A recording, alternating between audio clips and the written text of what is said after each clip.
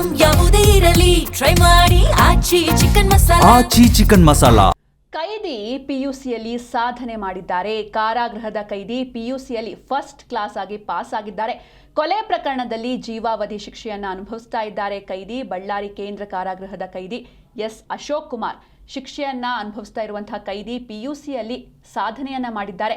ಕಾರಾಗೃಹದ ಕೈದಿ ಪಿಯುಸಿಯಲ್ಲಿ first class pass ಆಗಿದ್ದಾರೆ. ಕೊಲೆ ಪ್ರಕರಣದಲ್ಲಿ ಜೀವಾವಧಿ ಶಿಕ್ಷೆಗೆ ಗುರಿಯಾಗಿದ್ರು.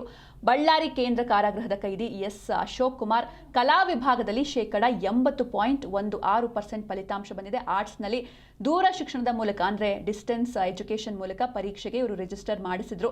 ಜೈಲಿನಲ್ಲೇ ಇದು ಬುಕ್ಸ್ ಆಗಿರ್ಬೋದು ಅಥವಾ ಓದುವ ಸೌಲಭ್ಯವನ್ನ ಜೈಲಿನ ಅಧಿಕಾರಿಗಳು ಒದಗಿಸಿದ್ರು. ಕೊಲೆ ಪ್ರಕರಣದಲ್ಲಿ ಜೀವಾವಧಿ ಶಿಕ್ಷೆಗೆ ಗುರಿಯಾಗಿರುವಂತಹ ಕೈದಿಯೊಬ್ಬರು ಪಿಯುಸಿಯಲ್ಲಿ ಸಾಧನೆ ಮಾಡಿದ್ದಾರೆ. ಬಳ್ಳಾರಿ ಕೇಂದ್ರ ಕಾರಾಗೃಹದ ಕೈದಿ ದ್ವಿತೀಯ ಪಿಯುಸಿಯಲ್ಲಿ ಫಸ್ಟ್ ಕ್ಲಾಸ್ ಪಾಸ್ ಆಗಿದ್ದಾರೆ. ಕಲಾ ವಿಭಾಗದಲ್ಲಿ 80% ಮಾರ್ಕ್ಸ್ ಅಂದರೆ ರಿಸಲ್ಟ್ ಬಂದಿದೆ.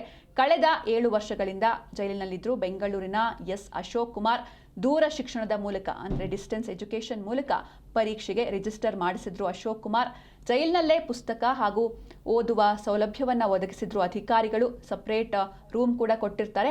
ಹೀಗಾಗಿ ಅವರೇ ಯಾವುದೇ ಟೀಚರ್ಸ್ನ ಸಹಾಯ ಇಲ್ಲದೆ ತಾನೇ ಸ್ವಯಂ ಅಭ್ಯಾಸದಿಂದ ಉತ್ತಮ ಅಂಕಗಳನ್ನು ಪಡೆದು ಸಾಧನೆ ಮಾಡಿದ್ದಾರೆ. ಇನ್ನು ಯಾವ್ಯಾವ ವಿಷಯಗಳಲ್ಲಿ ಎಷ್ಟೆಷ್ಟು ಮಾರ್ಕ್ಸ್ ಅಂತ ನೋಡ್ತಾ ಹೋಗೋದಾದ್ರೆ ಕನ್ನಡದಲ್ಲಿ 82 ಮಾರ್ಕ್ಸ್ ಬಂದಿದೆ, ಇಂಗ್ಲಿಷ್ನಲ್ಲಿ 69, ಇತಿಹಾಸದಲ್ಲಿ 94, ಅರ್ಥಶಾಸ್ತ್ರದಲ್ಲಿ 84, ಸಮಾಜಶಾಸ್ತ್ರದಲ್ಲಿ 77, ರಾಜ್ಯಶಾಸ್ತ್ರದಲ್ಲಿ 75 ಹೀಗೆ ಒಳ್ಳೆ ಮಾರ್ಕ್ಸ್ನ ಪಡ್ಕೊಂಡಿದ್ದಾರೆ. ಟೋಟಲ್ ಆಗಿ 80% ಬಂದಿದೆ.